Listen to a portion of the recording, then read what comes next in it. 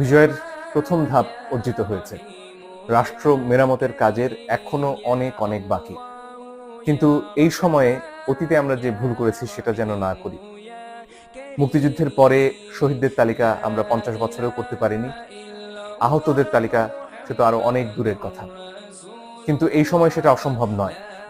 শহীদদের তালিকা করা শুরু হয়েছে, কিন্তু সেখানে ছাত্রদের ব্যাপারে যতটা বিস্তারিত এসেছে, তার পাশাপাশি সাধারণ মানুষ, একেবারে গরিব মানুষ যারা ছাত্রদের পাশে কাঁধে কাঁধ মিলিয়ে নেমে এসেছিলেন, তাদের কথা আমরা মনে রাখতে কতটুকু পেরেছি সে প্রশ্ন হয়তো আছে, কিন্তু দেরি হয়ে যায়নি এখনো।